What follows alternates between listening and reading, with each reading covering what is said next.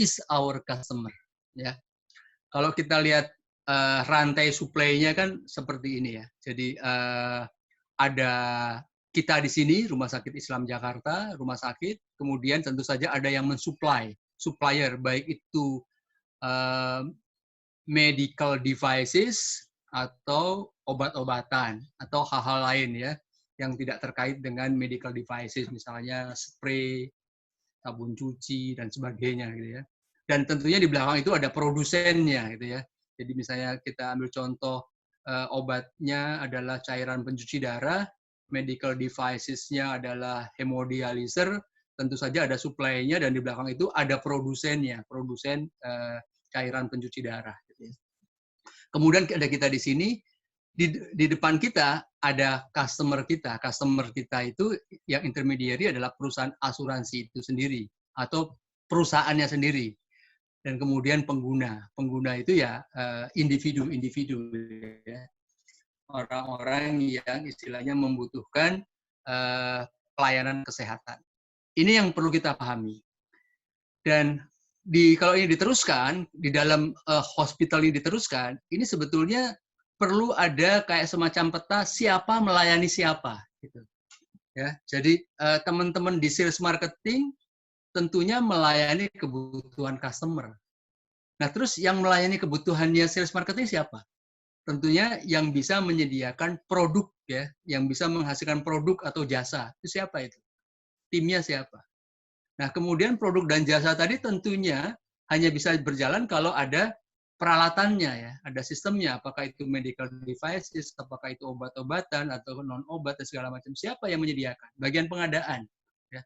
Kemudian di belakang bagian pengadaan itu siapa yang mendukungnya? Jadi itu kalau digambarkan dalam struktur organisasi itu bentuknya harus seperti lingkaran.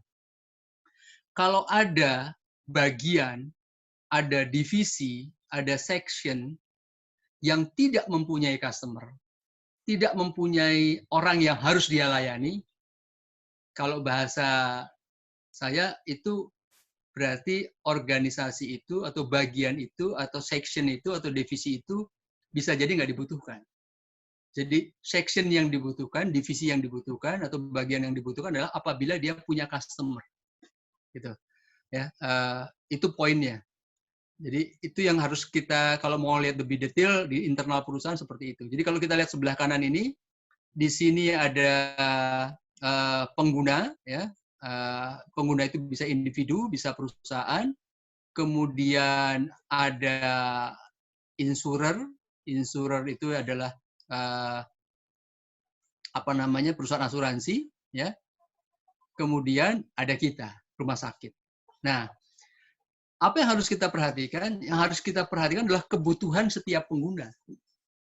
Kalau saya ambil dari ujung sini ya, ujung sini atau paling atas sinilah pengguna. Apa sih kebutuhannya? Kalau saya merefleksikan diri saya sendiri sebagai pengguna, kebutuhan saya yang pertama adalah yang terkait dengan biaya moneter.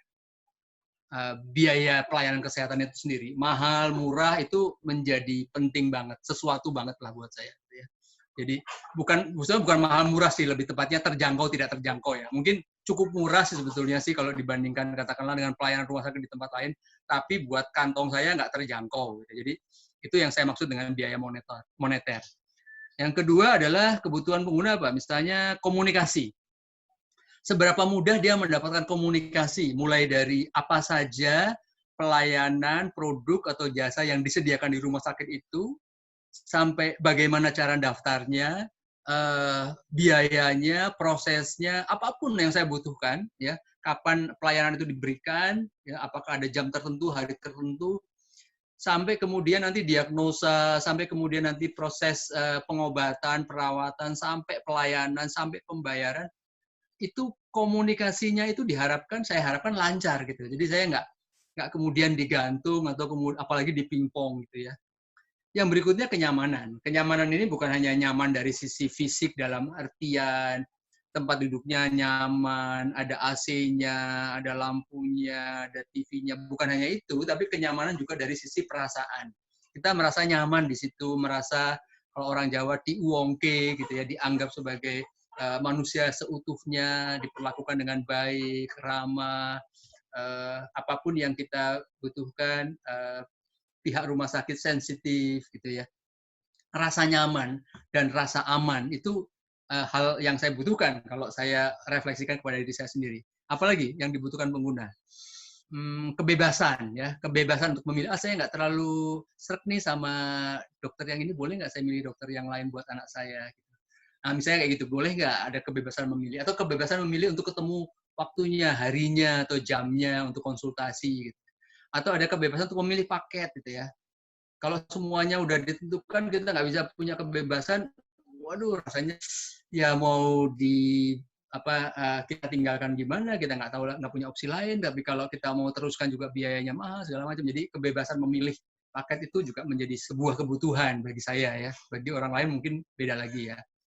Berikutnya ya kelengkapan. Jadi kalau saya punya anak, punya istri, bagi saya lebih enak kalau istilahnya fasilitasnya itu one stop shopping. Apapun yang dibutuhkan, baik oleh saya, kesehatan saya, istri saya, anak saya yang masih bayi, yang udah remaja, termasuk buat orang tua saya yang sudah sepuh, misalnya umur 80 tahun, ada di situ, lengkap semuanya.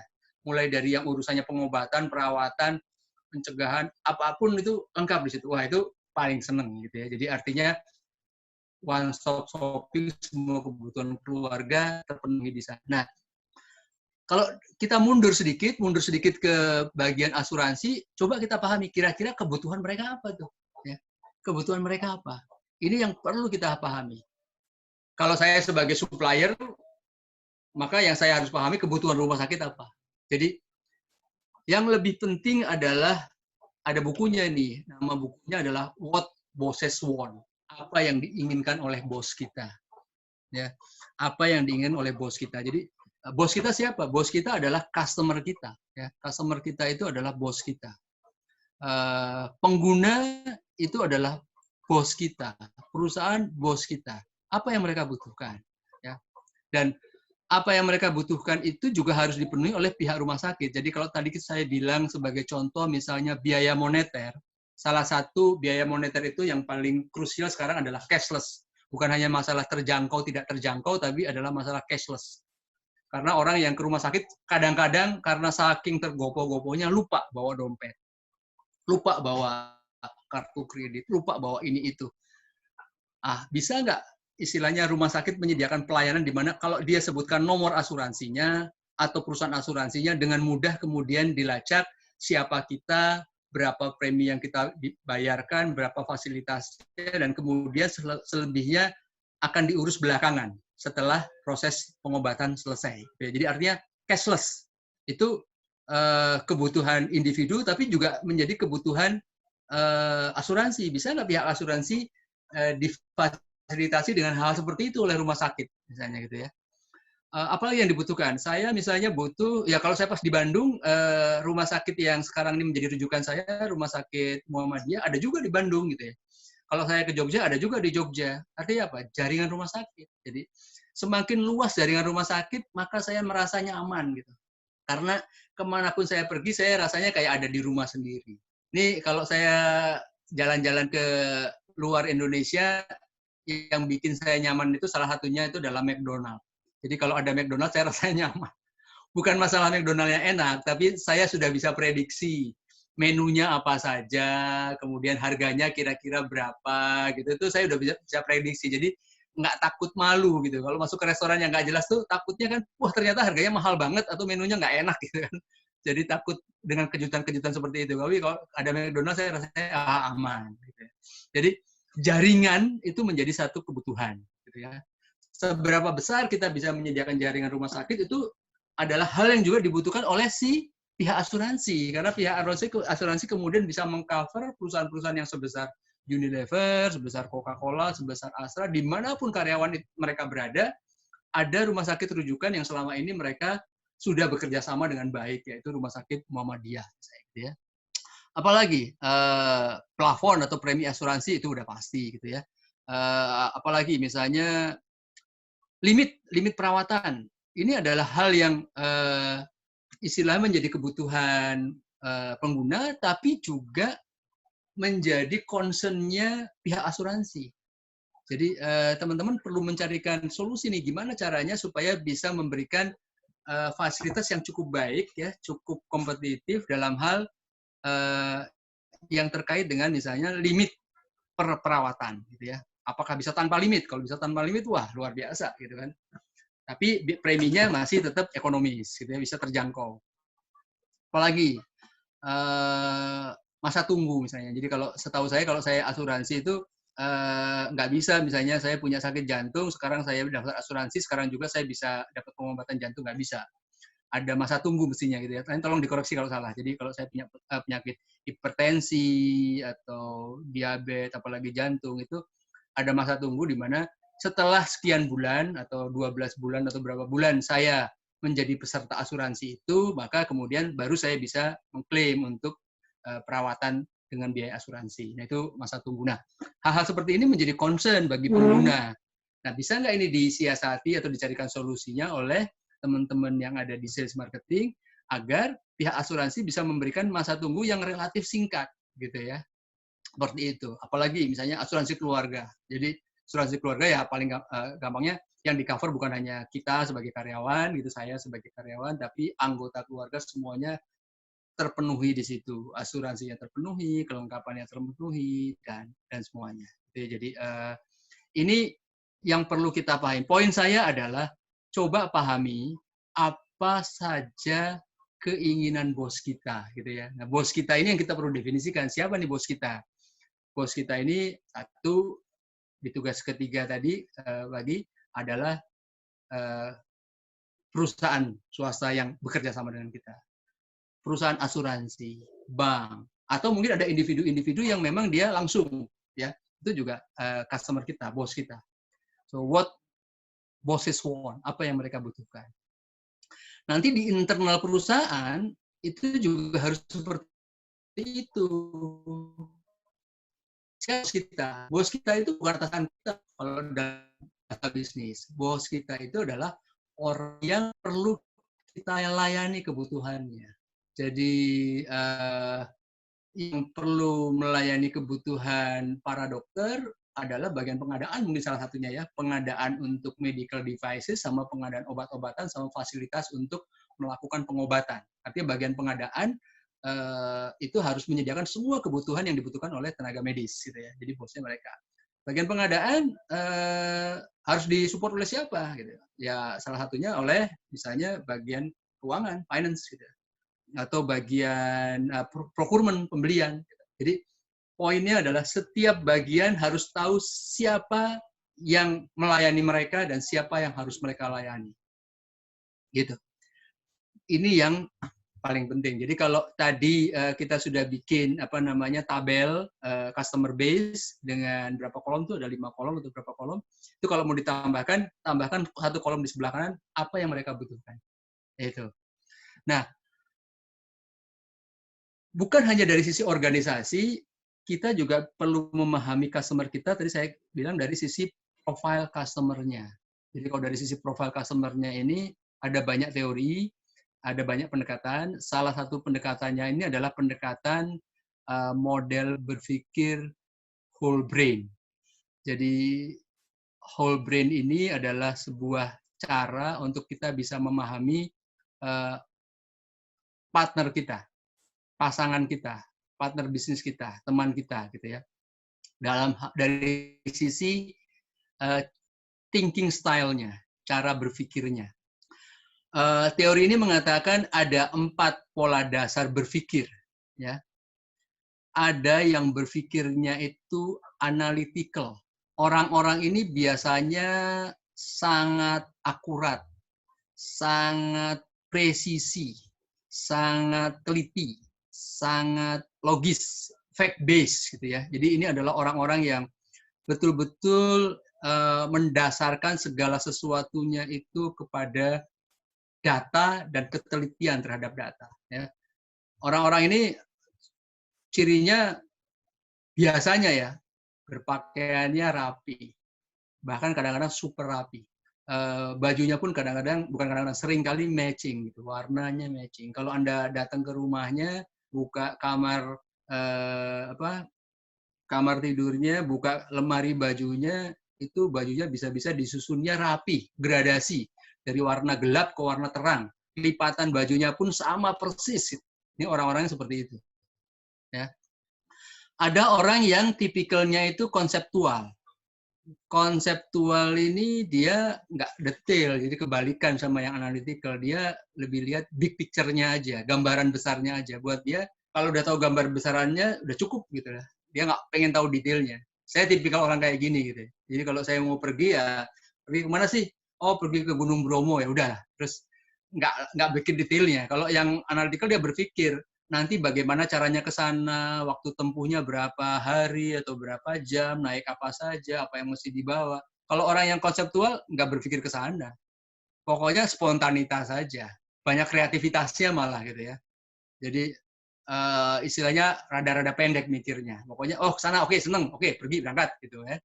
Ini tapi orang-orang ini juga cukup strategis nih. Orang-orang yang konseptual biasanya ke sana big think big ya. Kadang-kadang sering kali out of the box gitu ya, spontanitas. Orang-orang seperti ini biasanya itu mudah bergaul ya, mudah bergaul, senang ngobrol sana sini. Tipikal-tipikal orang sales biasanya di sini nih ya. Kenal orang gampang gitu ya, ngobrol sama siapapun gampang, sama tukang beca bisa, sama jenderal bisa, sama direktur oke, sama karyawan bawah sama buruh oke juga gitu. Ini paling enak nih diajak ngomong nih. Jadi orang-orang yang think big ini. Ada orang-orang yang praktikal. Orang-orang yang praktikal ini rada-rada kaku. Dia semuanya perlu terorganisir, dan kalau dia udah mengorganisir dengan rencana yang dia buat, dia akan awasi itu. Akan dia pastikan semuanya berjalan sesuai dengan yang dia rencanakan, sesuai dengan apa yang dia inginkan. Karena orientasi dia itu adalah goal oriented. Goal-nya harus tercapai dan dia merasa yakin goal itu bisa tercapai kalau dijalankan dengan rencana yang dia buat. Makanya dia akan melakukan monitoring dengan benar. Ya, akan bikin checklist. Ini adalah orang-orang yang tipikal mandor gitu ya. Tipikal komandan gitu ya. Mandor komandan lapangan gitu ya. Jangan main-main dengan orang seperti ini karena dia bisa melihat kesalahan Anda betapapun kecilnya. Gitu. Dan orang-orang ini selalu berpikir nih kalau bukan gua yang ngatur nggak akan beres di dunia gitu ya. Jadi ini orang-orang yang benar-benar berpikir dengan pola pikir seperti itu. Ada orang yang berpikir lebih apa ya? Lebih mementingkan hubungan lah. Seneng dengerin, orang ngomong apa aja dia dengerin ya. Dia tahan untuk denger berjam-jam dan orang lain ngomong 100 kata dia ngomong cuma 1 kata gitu. Dia menghindari konflik, cenderung menghindari konflik. Beda dengan yang tipikal praktisi ini, dia berani untuk konfrontasi, berkonflik. Kalau yang tipikal yang relasional ini tidak berani berkonflik, bukan tidak berani lah, menghindari konflik gitu ya. Memastikan semuanya oke. Kalau ada yang nggak beres, dia nyaman-nyaman aja. Misalnya apa ya? Genteng bocor gitu ya. Genteng bocor dia oke lah, dinikmati aja gitu ya. Jadi repot juga nih kalau punya suami yang seperti ini, karena genteng bocor dia tenang-tenang aja. Tapi nikmatnya adalah dia adalah suami yang baik, mau mendengarkan apapun curhatan istrinya gitu ya. Jadi waktu pacaran oke, begitu sudah menikah genteng bocor atau apa ya yang harus naik genteng ya istrinya lah. Ini tipikal orang yang seperti itu. Jadi kita perlu memahami apa namanya thinking style dari key stakeholder kita supaya kita tahu bagaimana caranya berkomunikasi. Nah, balik lagi ya. Karena kalau kita mampu berkomunikasi, kita jadi tahu kebutuhan mereka, what bosses want tadi. Tapi kalau kita tidak mampu menguasai ini, kita tidak mampu berkomunikasi. Ingat, komunikasi itu 80%-nya itu yang tidak dikatakan loh. 80%-nya itu yang tidak ditulis gitu ya. Jadi yang ditulis dan dikatakan itu cuma 20% atau mungkin kurang. Jadi kalau kita hanya memahami kata-kata, bahasa tulisan, artinya ada 80% informasi yang hilang. Ya. Jadi skill ini adalah skill tersendiri yang perlu kita miliki. Gitu ya. Di samping juga kita memahami peran dari stakeholder tadi. Peran mereka itu apa gitu ya dalam proses pembelian. Pengambilan keputusan itu peran mereka di mana. Jadi ini yang saya maksud dengan wilayah personal yang perlu dipahami dan dicatat kalau perlu masuk ke dalam akun profil kita, gitu ya. Nah, ini adalah tangga kolaborasi. Intinya sih menggambarkan bahwa kita perlu menuju ke tangga teratas. Tangga teratas itu adalah tangga kolaborasi di mana kita bisa berkolaborasi dengan partner kita. Dan sebelum kita masuk ke tangga paling atas, ini kita perlu untuk memiliki kontribusi dalam hal bagaimana mengembangkan bisnis, mengembangkan profit, meningkatkan profit. Sebelum itu ya kita harus mampu menyenangkan atau memuaskan kebutuhan pelanggan. Sebelum itu ya kita harus memahami bisnis proses kita, produk kita. Sebelum itu ya kita ini harus jadi karyawan yang engage ya, engage employee. Masih ingat ya di sesi 1 saya bicara mengenai engage employee.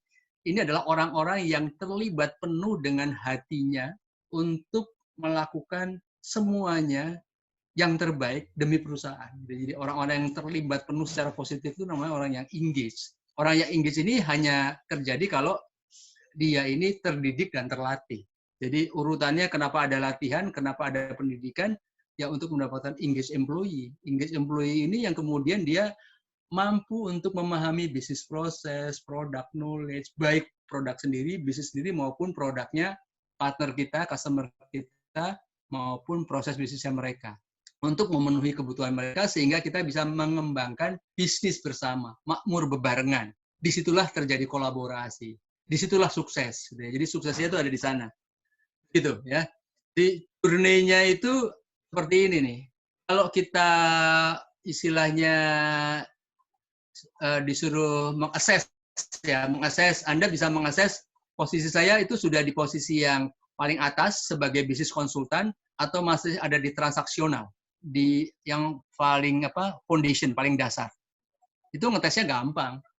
Kalau kita mau ketemu, kita perlu bikin janji dulu beberapa hari sebelumnya, harus pakai surat bahkan atau email, atau bisa langsung janjian pakai SMS, pakai WA langsung ketemu gitu ya. Kalau kantornya langsung buka pintu, bisa nggak gitu. Kalau seperti itu, kita mungkin sudah ada di wilayah kolaboratif atau mungkin di strategik. Tapi kalau kita bicara mengenai karakteristiknya ya, di wilayah yang transaksional ini biasanya kita lebih banyak memahami produk dan jasa atau servis yang kita layani. Di sini kejujuran dan integritas kita menjadi penting karena itu modal kita untuk menjadi orang yang dapat mereka andalkan.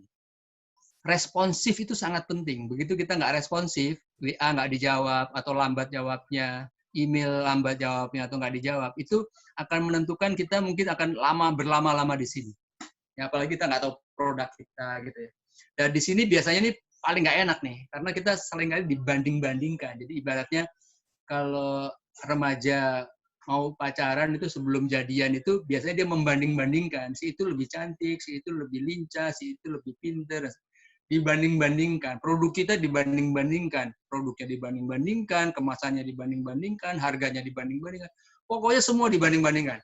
Kalau kita masih dalam posisi seperti itu, artinya kita masih ada di sisi ini, di wilayah foundation. Nah, kita harus secepat mungkin meningkat ke wilayah kolaboratif, di mana di sini kita mulai bicara bisnis bersama, mulai menciptakan nilai tambah bersama, mulai menyelaraskan kebutuhan satu sama lain, mulai mengeksekusi bersama untuk mendapatkan hasil yang maksimal bersama. Nah, kalau sudah di level yang paling tinggi, di sini kita bukan hanya istilahnya melakukan kegiatan bersama, tapi bahkan kita berbagi strategi. Kita saling ngasih tahu, strategi saya ke sini nih, tujuan bisnis saya ke sini nih. Gimana kita bisa saling mendukung, saling membesarkan. Kolaborasi itu terjadi di sini. Dan ini nggak bisa dilakukan hanya oleh account tim saja, nggak bisa.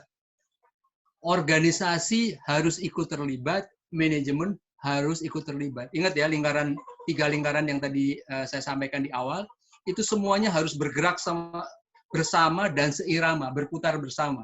Nggak bisa cuma teman-teman yang ada di sales marketing aja, nggak bisa. Kalau udah di strategi itu harus semuanya, karena ini udah bicara bisnis. Dan kita dalam posisi sebagai account manager atau account director sekalipun tidak menguasai semua lini bisnis, karena kita tidak pegang semuanya, kan kita bukan CEO-nya. Jadi kolaborasi antar bagian menjadi sangat penting. Oke. Jadi inilah bangunan business relationship-nya ya, dari yang paling bawah sampai paling atas. ini sangat dinamis loh ya. Jadi bukan berarti kalau dari foundation bisa naik kolaborasi kemudian naik ke atas, nggak gitu gitu. Bisa aja kita dari kolaborasi balik lagi ke bawah atau di bawah lagi gitu. Di bawahnya foundation ada juga itu, namanya kriminal. Kriminal itu orang-orang yang tidak bisa diandalkan gitu ya. Janji nggak pernah dipenuhi gitu ya. Janji ketemu jam 5 baru datang jam 7 malam gitu kan. Ya, jadi itu di bawahnya udah kriminal gitu lah ya. Atau udah sampai strategik bisa langsung turun drop ke foundation bisa aja gitu. Tergantung apa ya? Tergantung manusianya.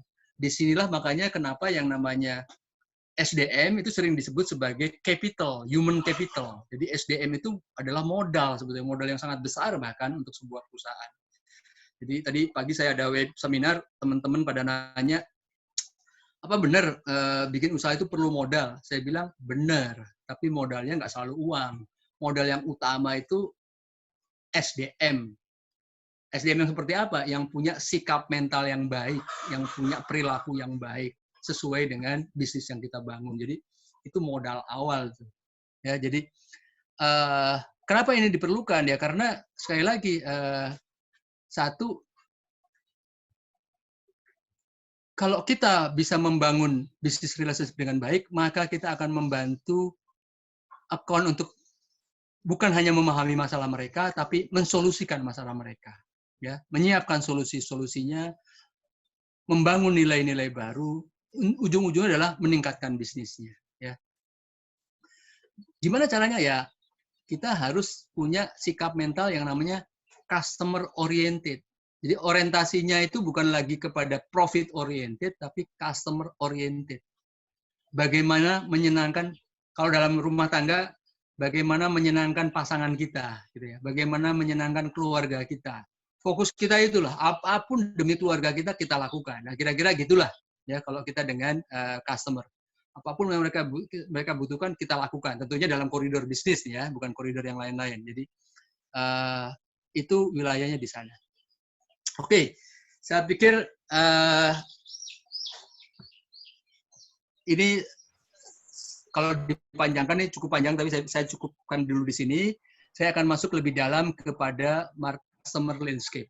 Akbar, boleh tahu berapa menit lagi? Masih ada 5 menit lagi, Pak Budi, sebelum tanya jawab. Oke, kalau 5 menit lagi sebelum berakhir atau 5 menit lagi sebelum pertanyaan? 5 menit lagi sebelum sesi nanti kalau ada diskusi gitu, Pak. Oke. Kalau gitu saya masukin sebentar ya. Mungkin 1-2 halaman aja. Jadi, assignment 3 tadi, kalau mau dikembangkan lebih jauh, kita bisa bikin yang namanya market landscape. Ya, customer market landscape. Customer market landscape itu ya tadi itu. Kita punya informasi yang terkait mulai dari siapa pengguna kita, siapa yang bayar itu bisa individu, bisa perusahaan, itu payer namanya. Kemudian siapa mediatornya, atau pihak asuransi yang kemudian mereferensikan ke rumah sakit kita, ya. Kemudian siapa kita, providernya itu kan kita, hospitalnya itu kita, ya. Ini adalah value chain-nya. Value chain-nya seperti ini. Ini value chain perusahaan asuransi juga seperti ini. Ini yang perlu kita pahami value chain-nya ini. Ya. Yang kedua, kita perlu juga memahami kaitannya antara value chain ini dengan segmentasi, market segment yang sudah kita tetapkan. Ya. Pada sesi 2 kita sempat bahas ini ya. Jadi health market segment kita itu seperti apa, siapa yang kita sasar, apakah fitness tracker yang kita sasar, atau corporate and content, atau malah hanya frugal patient, atau semuanya gitu ya. Ini yang kita harus kemudian bagi-bagi ya. Bagi-baginya itu bisa by provider ya, by provider atau by tipe asuransi. Kan ada macam-macam ya, ada asuransi penyakit, disease insurance, ada asuransi kesehatan ya, medical insurance, ada asuransi proteksi pendapatan misalnya.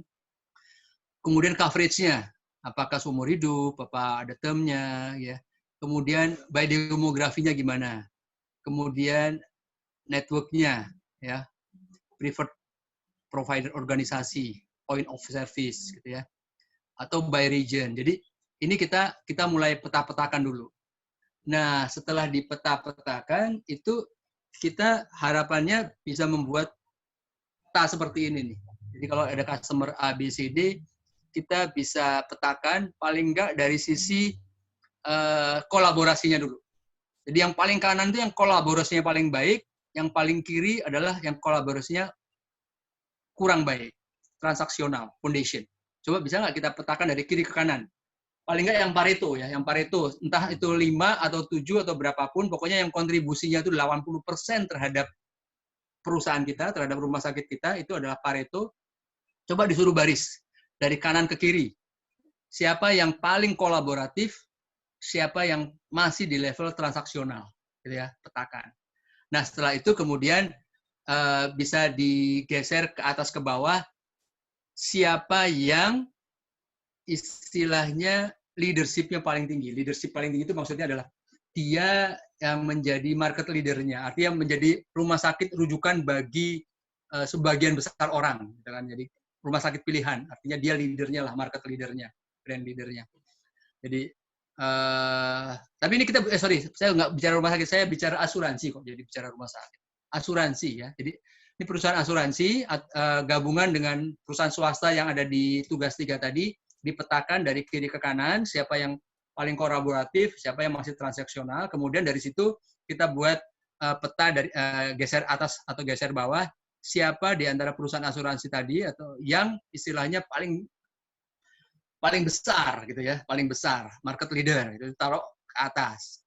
Nanti besarnya bola ini, besarnya lingkaran ini menunjukkan berapa besar bisnis mereka, bisnis value-nya berapa besar. Semakin besar lingkarannya berarti bisnis value-nya lebih besar. Nah, kalau kita sudah bisa menggambar ini saja, ini paling enggak kita sudah mulai mampu memahami customer base kita. Ya. Jadi ini kita jadikan sebagai assignment 4 nanti ya. Assignment 4 itu dari database yang kita miliki di assignment 3, kalau perlu itu dilengkapi lagi, kita buatkan petanya seperti ini. Ya, petanya seperti ini sehingga kita tahu ada di mana mereka. Baik itu perusahaan swasta, bank maupun perusahaan asuransi ada di mana. Sehingga kita tahu apa yang harus kita lakukan. Kalau semuanya ada di kiri bawah, nah, berarti tugas kita untuk menggeser ke kanan pelan-pelan. Artinya kita belum berkolaborasi dengan mereka. Masih di wilayah foundation atau di bawahnya foundation. Tapi kalau sudah di kanan semua, alhamdulillah. Berarti tinggal kita membesarkan lingkarannya, membesarkan bisnisnya aja. Gitu ya. Jadi ini akan jadi tugas kita. Mudah-mudahan ini bisa dipahami. Tentu saja untuk mengerjakan ini, PR-nya adalah memahami mereka. Ya. Customer file kita, customer profile kita semakin lengkap, ini akan semakin akurat dan semakin baik. Gitu. Ini bisa dibuat dalam koridor per rumah sakit, misalnya rumah sakit Cempaka Putih saja atau mana gitu ya, atau bisa dalam koridor wilayah, ya, wilayah Jakarta Selatan, seluruh rumah sakit Islam Jakarta wilayah Jakarta Selatan, atau wilayah provinsi DKI atau Jabodetabek atau wilayah Jawa seperti apa gitu. Petanya bisa dibuat. Jadi tergantung kepentingannya, apakah posisi Anda sebagai account manager atau account director gitu ya. Kalau account director tentunya se-Indonesia gitu ya. Kalau se-Indonesia dibuat petanya seperti apa gitu. Jadi ini yang saya maksud dengan customer mapping. Ya. Kalau kita lihat, ini saya kebetulan ada informasi Asia Pasifik, saya nggak punya informasi Indonesia ya. Kalau Asia Pasifik itu sampai dengan tahun 2027, itu cukup mengembirakan ya. Lepas dari situasi COVID sekarang ini, sebenarnya prediksi cukup mengembirakan, pertumbuhannya itu bisa 6,3%. Sekarang ini omsetnya, revenue-nya kira-kira sekitar, ini kalau saya nggak salah ngitung nih ya, ini mendekati 9.000 triliun rupiah. 9.000 triliun rupiah di tahun 2027. 9.000 triliun rupiah itu untuk Asia Pasifik. Di sini ada Jepang, ada Korea Selatan, ada India, ada Cina. Sisanya yang biru bagian atas itu kira-kira berapa? Seperlimanya ya. Seperlima dari 9.000 kira-kira 1.800 triliun. Oh, berarti kue kita Indonesia, Filipina, Malaysia, dan lain-lain yang nggak disebutkan di bawah itu, nilai bisnisnya ada 1.900 triliun. Nah, tinggal kita hitung Indonesianya berapa, kemudian kita bisa ambil berapa dari kue sebesar itu. Nah, ini bagian daripada memahami customer kita, sehingga kita bisa membuat bisnis plan nih. Ya, berapa nilai bisnis yang sudah kita ambil dan berapa yang belum kita ambil, atau yang akan kita ambil dalam 2-3 tahun ke depan. Gitu ya. Bicara mengenai segmennya, itu gambarannya, ini hanya contoh ya. Maksud saya adalah saya memberikan inspirasi, kalau bisa kita buat seperti ini, tapi hanya untuk wilayah Indonesia, gitu ya. Untuk asuransi yang ada di Indonesia, gitu. Sehingga Anda bisa punya gambarannya dari tahun ini atau tahun 2018 sampai tahun 2026 atau 2027. Seperti apa gambarannya, gitu ya. Apakah itu yang swasta, apakah yang publik, gitu ya. Kita bikin istilahnya gambaran marketnya seperti apa. Syukur-syukur kalau bisa lebih detail seperti ini. Kalau kita ambil bagian besarnya kan asuransi ini bisa yang inpatient, bisa juga yang outpatient, yang rawat jalan atau rawat inap ya. Kemudian ada juga yang medical assistance atau yang lain-lain. Nah, ini kita coba petakan nih. Yang medical insurance-nya berapa besar gitu ya. Di setiap rumah sakit nih, di setiap rumah sakit atau region ya. Kemudian yang asuransi penyakitnya berapa besar. Kemudian yang income protection-nya berapa besar. Nah, minimal kita punya gambaran ini dulu. Sehingga kita tahu sebetulnya kita ini sudah ada di atas atau hampir semua kue sudah kita makan, atau kita baru makan kue secuil aja gitu ya. Kalau baru makan kuenya secuil, wah kita harusnya semangat sekali ya, masih banyak berarti kue yang belum kita makan gitu kan. Tapi kalau kuenya kita udah banyak yang kita makan, tinggal sedikit, ya kita tuh harus semangat. Artinya kita bersama-sama dengan customer kita, gimana caranya membesarkan lagi marketnya gitu ya. Produk apa lagi yang harus kita ciptakan, yang harus kita create. Kira-kira gitu ya. Jadi market landscape ini intinya adalah bagaimana kita bisa membuat infografis terkait dengan customer database yang kita miliki sedetail mungkin, selengkap mungkin. Ya. Contoh lain, nih, ya, ini adalah proyeksi sampai tahun 2025, di mana nilainya itu double ya, hampir 2 kali lipat revenue-nya dibandingkan dengan misalnya tahun 2019 1,7, nanti jadi lebih dari 2 kali lipat malah ya. Ini proyeksi untuk di Asia Pasifik. Jadi apa saja yang harus kita buat? Satu, kita coba harus bisa menjawab, what is the total market share of health insurance? Berapa sih besarnya total pasar asuransi kesehatan di Indonesia ini berapa? Gitu. Atau Jabotabek deh, kalau kita memang wilayahnya Jabotabek, itu berapa besar? Kita perlu bisa menjawab pertanyaan itu. Kemudian forecast-nya gimana forecast-nya? Dalam periode waktu yang istilahnya terukur ya, apakah itu semesteran atau kuartalan atau tahunan. Ya, forecast-nya akan seperti apa? Nilai marketnya seperti apa, dan berapa yang sudah kita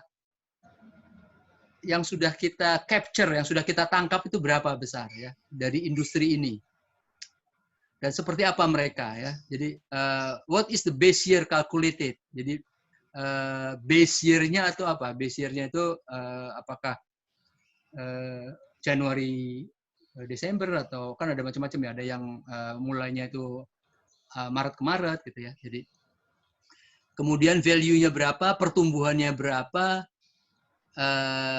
dan sudah berapa besar yang kita kuasai. Itu ya. Oke, slide terakhir sebelum tanya jawab. Poinnya adalah perusahaan asuransi ini pada umumnya menerapkan yang namanya retail marketing mix untuk memenuhi kebutuhan target konsumennya. Karena itu, bauran pemasaran perlu kita pahami dan kita kuasai dengan benar agar kita mampu berkompetisi. Ya, kita tahu sales-nya, kita tahu market share-nya, kita tahu profitability-nya, kita tahu productivity dari perusahaan asuransi yang menjadi customer kita. Ya. kita juga memahami apa saja produk-produk mereka, ya, rawat inapnya, rawat jalannya, dan seterusnya. Dan tugas kita adalah bagaimana caranya supaya perusahaan asuransi ini menjadi preferred. Preferred itu artinya pilihan perusahaan asuransi bagi para pengguna, gitu ya. Karena kalau kita bisa berkolaborasi dengan perusahaan asuransi yang menjadi andalan atau preferred insurance para pengguna, maka otomatis ya bisnis kita ikut besar, gitu kan ya. Jadi ada dua cara. Satu, kita berkolaborasi dengan yang sudah besar, atau kita berkolaborasi untuk membesarkan customer yang kita miliki saat ini. Oke, saya pikir saya cukupkan dulu di situ supaya nggak terlalu banyak. Baik, terima kasih Pak Budi. Selanjutnya kita adakan agenda sesi tanya jawab ya Pak ya. Sekitar 5 sampai 7 menit gitu. Kami persilakan untuk Bapak-bapak, Ibu-ibu yang ingin bertanya terkait materi tadi. Silakan Bapak Ibu. Saya pingin ending stop share di mana? Oh ini ya, sebentar. Ya, saya bisa bertatap. Oke. Sip. Silakan Bapak Ibu yang ingin bertanya. Saya Pak. Silakan Pak Sulaiman. Silakan Pak Sule, Kang Sule. Baik, terima kasih. Memang betul Pak, untuk account file ini sangat bermakna sekali. Karena saya juga dulu pernah mengerjakan account file ini, terus semenjak saya dipindah ke bagian lain, terus sekarang saya pindah lagi, maka account file itu tidak terupdate dengan baik, gitu kan. Jadi sehingga saya masuk dalam keadaan yang seperti mencangkul lagi gitu loh Pak. Jadi artinya mencangkul, saya mesti lihat lagi detailnya, perusahaan mana aja, asuransi mana aja yang sudah kerjasama dan terupdate gitu. Karena kalau tidak ada account file ini, saya seperti kayak kehilangan arah aja gitu Pak. Jadi masih meraba-meraba. Itu yang pertama. Nah terus untuk membuat account file ini baik sampai kepada implementation-nya, biasanya dibutuhkan waktu beberapa lama Pak untuk seorang marketing ini bisa survive gitu.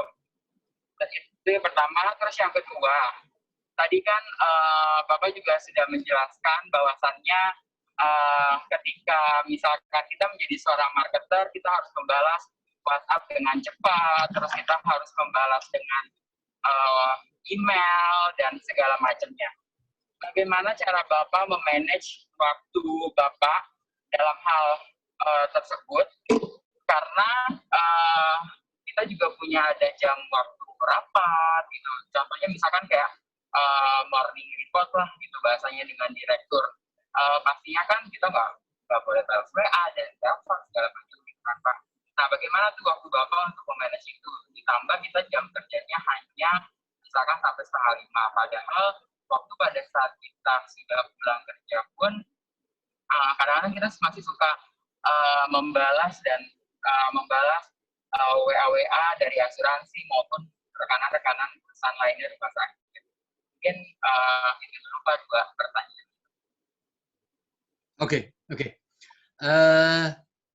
Saya mau minta feedback teknis dulu ya. Barusan suaranya Dr. Sule agak sedikit kayak robot. Apakah suara saya juga kayak gitu kedengarannya atau enggak ya? Hanya pengen dapat feedback aja. Sudah cukup baik, Pak Budi. Oke, good. Okay. Pertanyaan pertama, berapa lama waktu yang dibutuhkan untuk membuat account file? Jawabannya seumur hidup. Artinya seumur hidup kita menjadi tim account management, apakah itu account representatif, account manager, atau account director apapun, itu harus selalu diupdate. Jadi itu jadi live dokumen, jadi seumur hidup. Tapi kalau pertanyaannya, berapa lama account file ini bisa dibutuhkan, waktu yang dibutuhkan agar paling nggak bisa saya gunakan? Ya, saya bisa katakan, kalau kita mau kerja keras, harusnya nggak lebih dari seminggu udah kelar ya. Yang sifatnya basic information. Jadi informasi itu ada dua. Ada yang namanya static information, informasi yang statis. Ada yang namanya dynamic information, informasi yang dinamis. Informasi yang statik itu contohnya adalah alamat kantor, asuransi, nomor telepon, websitenya, apalagi struktur organisasi itu relatif fix gitu ya. Kontak person itu relatif fix. Tapi yang dinamis itu adalah rencana kalender kegiatan, misalnya ya. Produk itu relatif statis, tapi kalender kegiatan itu dinamis. Kemudian sales revenue itu dinamis, setiap bulan, setiap ini berubah. Organisasi relatif statis, tapi kalau udah lewat setahun biasanya berubah juga, gitu ya. Jadi kalau kita bicara yang statis, mestinya dalam waktu seminggu itu kelar ya. Yang basic aja ya. Ada sih saya punya standar form ya untuk membuat account file. Tapi kalau yang dinamis itu nggak ada selesainya, istilahnya ya setiap kali ada perubahan kita update. Apalagi kalau kita masuk ke wilayah yang lebih dalam, jadi penetrasinya lebih dalam. Bukan hanya tahu hal-hal yang sifatnya basic tadi, tapi juga yang sifatnya sangat strategis ya. Misalnya kayak rencana perusahaan, strategi perusahaan, rencana bisnis, apalagi orang-orang yang di dalam itu siapa aja yang pegang peranan, decision maker-nya siapa, influencer-nya siapa, orang dalam yang bisa jadi teman kita siapa, karakter mereka bagaimana, hobi, itu butuh waktu yang cukup panjang gitu ya. Intinya sih seumur hidup. Dan ini yang pasti sih harus selalu up to date. Jadi kalau bisa sih malah sampai ke informasi-informasi yang terkait dengan informasi digital itu masuk semua, gitu ya. Kalau dia punya YouTube, dia punya medsos, dia punya apapun, termasuk Google PMP yang masuk ke situ. Jadi saran saya, account file ini dibikinnya bukan di kertas, tapi di minimal di handphone, bisa diupdate ya. Kalau enggak ya di laptop, paling ideal di laptop gitu ya. Jadi bisa diupdate terus dan live dokumen dan bisa ditransfer. Dan disimpannya di mana? Di server perusahaan tentunya.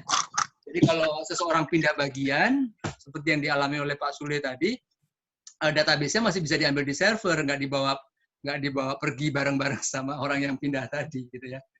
Itu terkait dengan account file atau account profile. Pertanyaan kedua tadi soal accessibility ya, accessibility. Ini kembali sangat tergantung kepada kita masing-masing dan perusahaan. Ya. Kalau saya dulu pernah bekerja, itu kebetulan bekerja sebagai account team di supermarket. Supermarket itu gampangnya adalah tempat orang belanjanya biasanya dari pagi sampai sore, atau paling malam sampai jam 7 malam. Jadi siang hari operasionalnya. Tapi di waktu yang bersamaan, saya juga menjadi account leader untuk hotel, restoran, kafe. Hotel, restoran, kafe itu waktu kerjanya malah dari jam 10 malam sampai jam 5 pagi. Gitu. Jadi praktis pada periode itu saya sempat bekerja 24 jam sehari. Handphone saya nggak pernah mati 24 jam sehari, nyala terus. Tim saya wajibkan begitu. Saya bilang selama pulsa yang bayar perusahaan, itu handphone harus nyala terus, nggak boleh mati. Jadi ini kembali ke istilahnya kebijakan perusahaan dan kembali ke peran kita. Yang kedua ya, kembali ke objektif kita nih. Apa yang mau kita capai sekarang nih? Apakah kita lagi mau mengejar istilahnya kepercayaan mereka? Maka kita perlu untuk sedikit istilahnya kerja extra mile untuk bisa dihubungin. Saya pernah memposisikan saya untuk bisa dihubungin kapan aja, termasuk Sabtu Minggu saya siapin gitu ya. Tapi memang saya berikan beberapa informasi yang sifatnya basic. Misalnya saya katakan setiap hari Senin saya nggak bisa dihubungin kecuali setelah jam 1 siang. Saya bilang gitu karena setiap hari Senin ada weekly meeting dengan manajemen. Gitu. Setiap hari Jumat dari jam 11 sampai jam 2 saya nggak bisa dihubungi. Karena saya persiapan Jumatan, makasian, segala macam. Jadi mohon jangan dihubungi. Jadi saya berikan beberapa clue kapan saya nggak bisa dihubungi. Termasuk misalnya untuk keluarga, kalau Sabtu tuh boleh deh dihubungin, tapi mulai jam sekian sampai jam sekian. Kalau Minggu jam berapa gitu. Jadi caranya adalah dengan istilahnya manage their expectation, mengelola harapan mereka. Dengan begitu mereka tahu kapan kita bisa dihubungin, kapan enggak. Jadi kalau nggak bisa dihubungin tuh sepanjang sesuai dengan koridor yang kita sediakan itu baik-baik aja. Toh kita udah kasih tahu ya, dan kita bilang kalau Anda butuh tapi di jam yang seperti itu ya kasih pesan singkat aja, WA atau apapun, email, saya akan balas sesegera mungkin. Tapi di luar jam itu, insya Allah sepanjang saya nggak ada meeting, saya akan jawab. Kalau ada meeting, saya akan kasih pesan, saya sedang meeting, saya akan telepon setelah meeting selesai. Kira-kira gitu Pak Sule, ya ininya, kiatnya. Baik Pak. Terus Ada Pak, yang untuk mengklop-klop, ini Pak tambahan satu lagi, tadi kan udah mengklop-klop menjadi account leader dan segala macam. Dari sisi benefit, pendapatan atau hasilnya apakah bisa berbeda atau tidak gitu Pak? Maksudnya gimana? Account leader dengan ini hasil apa nih? Hasil revenue atau income atau apa ya? Revenue gitu, income-nya buat dirinya dia gitu. Oh, buat income pribadi maksudnya ya? Yes. Oke. Nggak ada kaitannya sebetulnya. Karena kan tadi disebutkan bahwasannya bisnis maju bersama apa itu. Oke. Bisnis maju bersama, bisnis bebarengan gitu ya, makmur bebarengan. Yeah, yang saya maksud dengan bisnis bersama dan makmur bebarengan ini tentu saja entitas dengan entitas ya. Entitas Rumah Sakit Islam Jakarta dengan entitas asuransi Bumi Putra misalnya, atau asuransi yang lainnya, saya nggak usah sebutin lah. Jadi istilahnya yang maju bersama itu dua entitas itu, dua perusahaan itu.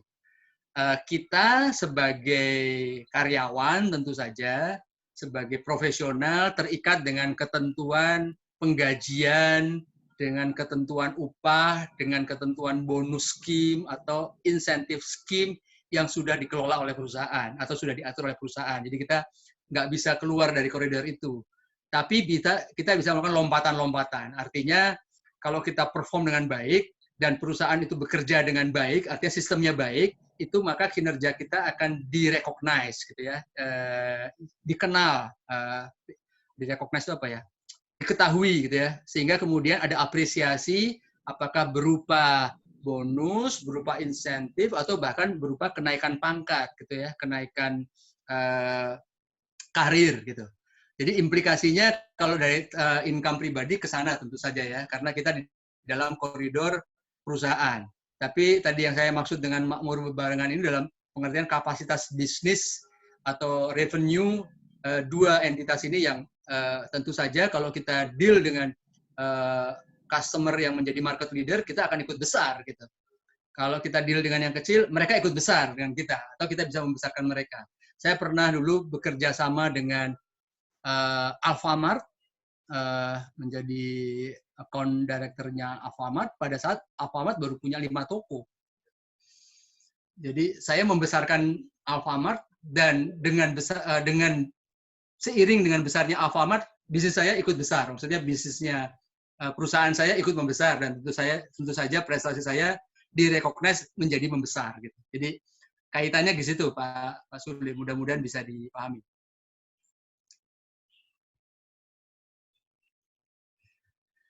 Ada lagi yang lain? Saya kecepatan apa gimana ya yang jelasinnya ya? Kalau kecepatan Pak Budi, kasih tahu. Pak Budi, ini ada satu pertanyaan dari Pak Sugiantoro. Beliau bertanya, untuk kategori rumah sakit jiwa, bagaimana strategi yang bisa digunakan oleh kami untuk meluaskan jangkauan pasar? Karena pihak asuransi, kecuali BPJS Kesehatan, tidak ada yang mau menjamin untuk kategori gangguan jiwa. Itu bagaimana, Pak? BPJS gangguan jiwa nggak? Oke. Tapi asuransi lain ada nggak ya? Dia bilang kecuali BPJS Kesehatan, Pak. Mungkin yang lain. Saya terus terang nggak terlalu paham. Ada yang bisa bantu saya selain BPJS Kesehatan? Apakah ada asuransi lain yang mau menjamin kesehatan? Jiwa, gangguan jiwa? Ada yang bisa bantu sebentar? Mungkin Pak Sugi bisa langsung ditanya aja Pak Sugiantoro. Pak Sugi, sejauh ini, halo. Ya silakan Pak Aldi. Ya. Sejauh ini hanya BPJS, seandainya ada dari PLN dan Yusemen itu 1-2. Karena yang lainnya tidak mau mengcover untuk kasus gangguan jiwa. Oke. Jadi persoalannya adalah tidak ada mediator gitu ya, tidak ada mediator atau intermediator perusahaan asuransi yang saat ini mengcover sakit jiwa. Gimana caranya? Pertama kita pahami dulu peta customer kita. Peta yang pertama adalah penggunanya. Tentunya penggunanya ini bukan yang sakit jiwa, tapi keluarga yang sakit jiwa. Gitu ya. Kita punya nggak database yang sakit jiwa dan keluarganya itu siapa? Gitu ya. Keluarganya ini kerja di mana? Jadi itu dulu yang kita perlu petakan. Ada di mana mereka. Kalau jumlahnya nggak cukup besar, apa boleh buat nih? Yang harus dibangun adalah B2C, business to customer. B2C, bukan B2B, bukan B2B. Jadi kita langsung berhubungan dengan keluarga-keluarga yang menanggung para pasien atau penderita sakit jiwa ini. Artinya komunikasi marketingnya, komunikasi apapun, itu kita langsung dengan mereka. Ya tentu saja bisa menggunakan online, medsos gitu ya, bisa menggunakan flyer, bisa banyak hal lah ya. Intinya kita perlu tahu dulu siapa mereka dan kemudian kita lihat besarnya berapa besar. Kalau kecil, maka apa boleh buat kita lakukan direct marketing. Jadi B2C. Tapi kalau cukup besar, pertanyaan berikutnya adalah besarnya di wilayah mana? Ya, apakah di wilayah Jakarta, atau bisa lebih spesifik lagi Jakarta Selatan, Jakarta Utara, atau besarnya itu bukan di Jakarta, tapi besarnya di Jawa Barat gitu ya. Nah, artinya yang concern itu adalah perusahaan asuransi yang cakupannya Jawa Barat, bukan yang cakupannya Jakarta. Artinya perlu dibangun kolaborasi di level yang ada di atas kita untuk bisa bekerja sama dengan asuransi yang saat ini coverage-nya itu Jawa Barat. Dan kemudian kita membuatkan semacam produk baru gitu ya untuk mengcover orang yang sakit jiwa ini. Di situ perlu ada tentu saja business meeting, perlu ada business plan, perlu ada serangkaian aktivitas business conversation lah ya dengan mediator tadi untuk bisa mengcover. Jadi tentu saja kita harus berikan yang namanya what in it for me. Apa nih untungnya buat saya? Kalau saya ini perusahaan asuransi ya, apa untungnya buat saya nih saya mengcover itu? Nah, kita harus mampu menjelaskan berapa banyak orang yang sakit jiwa, berapa biaya pengobatannya, bagaimana ininya, dan apa yang bisa kita sediakan sebagai rumah sakit ke sana tuh. Jadi saya ulangin ya, kalau jumlahnya pertama adalah kita punya database-nya dulu. Setelah kita punya database, kita lihat berapa besarnya database tadi. Kalau nggak terlalu besar, sedikit, apalagi sporadis gitu ya, ada di mana-mana, maka salah satu cara adalah B2C. B2C. Langsung direct marketing ke customer yang bersangkutan, ke keluarganya tentu saja.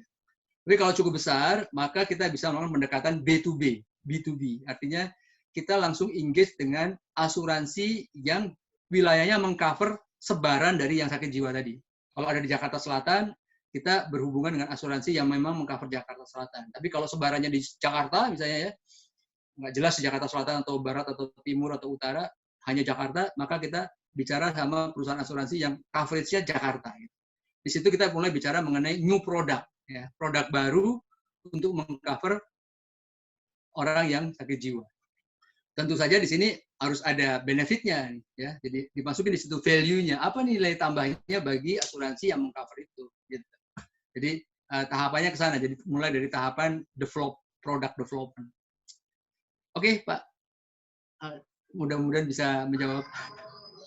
Baik, terima kasih Pak Budi. Waktu kita sudah habis, Pak Budi. Untuk hari ini sepertinya sudah selesai, Pak. Jadi mungkin kalau ada yang ingin disampaikan terkait apa-apa, silakan Pak. Ada 1 menit, Pak. Silakan. Oh, dari saya ya? Iya. Tidak ada yang spesifik sih ya. Cuma poin saya adalah satu, harapan saya dari setiap sesi ini bisa ada rekamannya, sehingga kemudian bagi yang katakanlah ada masalah dengan voice-nya kemudian hilang timbul atau bandwidth-nya mengecil, itu masih bisa mengulang. mengulang mendengarkan ya. Jadi itu poin pertama. Poin kedua, harapan saya setiap tugas itu bisa dikerjakan karena apa yang Anda dengarkan itu tidak akan membuat Anda menjadi kompeten, itu saya jamin nggak akan membuat Anda jadi kompeten, tapi yang akan membuat Anda jadi kompeten itu kalau Anda melakukannya, gitu ya. Minimal dari tugas-tugas yang diberikan, minimal gitu ya.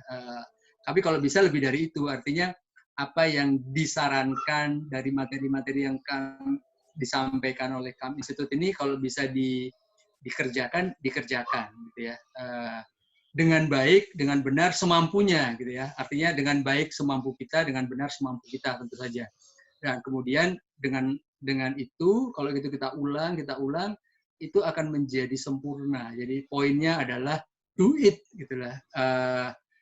Nggak bisa hanya dari mendengarkan, nggak bisa hanya dari baca atau ini, nggak bisa. Jadi harus dilakukan. Jadi yang 70% membuat kita jago, membuat kita expert itu karena kita melakukannya. Poin saya itu aja. Jadi saya tidak bisa mengawasi Anda semua.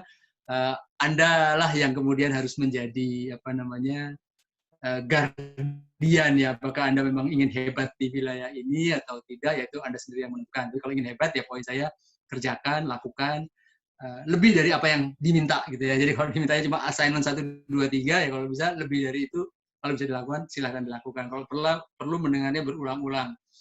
Nah kalau belum ada rekamannya ya apa boleh buat, ini saya terpaksa harus minta tolong sama tim teknis baik ISFOK maupun timnya Mbak Fatma ya untuk bisa memberikan rekaman yang lebih jernih atau video klip yang lebih singkat padat gitu. Kira-kira gitu deh. Terima kasih. Baik Pak Budi, untuk rekamannya kita sebenarnya sudah ada Pak, di sini kita bikin rekaman juga, jadi nanti kalau peserta mau melihat nanti tinggal bisa langsung ke YouTube kami juga Pak. Oke. Baik, terima kasih kepada Bapak-Bapak, Ibu-Ibu, dan rekan-rekan sekalian untuk meeting training kita hari ini. Nanti kita akan share kembali atau informasikan terkait info-info training atau apapun itu di Facebook KAM dan di YouTube KAM. Terima kasih. Wassalamualaikum warahmatullahi wabarakatuh. Waalaikumsalam warahmatullahi wabarakatuh.